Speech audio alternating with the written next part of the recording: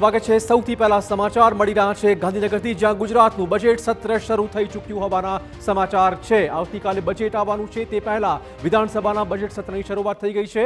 રાજ્યપાલ આચાર્ય દેવવ્રતના સંબોધનથી બજેટ સત્રની શરૂઆત। વિધાનસભામાં સ્વર્ગસ્થ પૂર્વ ધારાસભ્યોને શ્રદ્ધાંજલિ પણ અર્પણ કરવામાં આવી। રાજ્ય સરકાર આવતીકાલે પૂર્ણ કદનું બજેટ રજૂ કરવાની છે।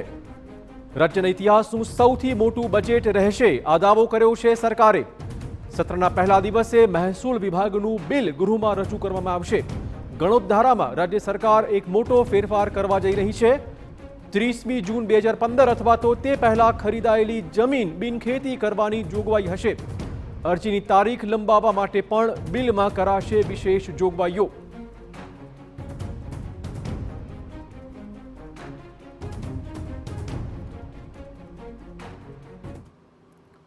તો આ મુદ્દે વધુ વાત કરવા જોડાશે અમારા સંવાદદાતા કિંજલ મિશ્રા। કિંજલ, જે રીતે બજેટ તરફ આશા અપેક્ષાઓ છે, ખાસ તો અલગ અલગ બિલ પણ આવી રહ્યા છે, કયા પ્રકારનો માહોલ, કયા પ્રકારની આશા અપેક્ષા, કેવી તૈયારીઓ?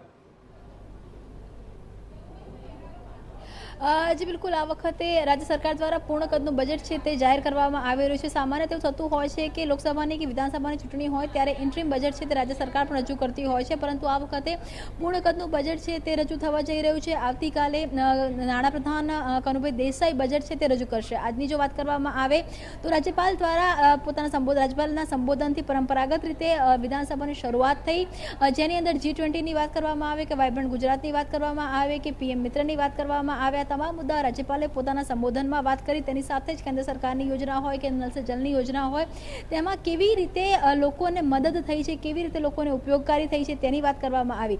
તમામની વચ્ચે જ્યારે રાજ્યપાલે પોતાનું ભાષણ ટૂંકાવ્યું ત્યારે તેમણે વિપક્ષનો આભાર પણ માન્યો। સૂચક ચિરાગ એટલે પણ છે કે ગઈ વખતે વિપક્ષ દ્વારા રાજ્યપાલના ભાષણની અંદર હોબાળો કરવામાં આવ્યો હતો, જેના કારણે રાજ્યપાલે પોતાનું ભાષણ વચ્ચેથી ટૂંકાવ્યું હતું, અને આ પ્રકારની વસ્તુઓ ન થાય તેની માટે જ ગઈકાલે રાજ્યપાલે વિપક્ષ સાથે એક અલગ બેઠક પણ કરી હતી। અને આજે જે રીતે ડેકોરમ જળવાયું તેને લઈને ગુજરાતમાં 3 અલગ અલગ અધિનિયમો છે તે ચાલી રહ્યા છે। અધિનિયમ જમીન ખેતીનો અધિનિયમ છે 1948, તેની સાથે એનો ખેતી જમીનનો અધિનિયમ છે 1958, અને તેની સાથે જે 1949 કે જેની અંદર અનેક પ્રકારની વિસંગતતાઓ છે। આ 3 અધિનિયમોને રદબાતલ કરવામાં આવશે, અને હવે ગણોત ધારાનો એક જ જે નિયમ છે તે રાખવામાં આવશે, કે જેના કારણે કોઈપણ જે ધાર્મિક સંસ્થાઓ છે, ટ્રસ્ટ છે, તે પોતાની જમીનને બિન ખેતી કરાવી શકે છે। તેની માટેની જે જોગવાઈ છે તે પણ કરવામાં આવી છે। જૂન 2015 સુધીમાં જો તેમણે અરજી કરી હશે તો તેને જે બિનખેતી છે તે કરી શકાશે। તેના આખા હાલાકી તેના ડ્રાફ્ટ છે તે રજૂ કરવા પડશે, તેના કારણો છે તે રજૂ કરવા પડશે, તેની સ્ક્રુટિની છે તે થશે, પરંતુ એક ખૂબ મોટો જે કાયદો છે, ખૂબ મોટો કાયદાનો ફેરફાર છે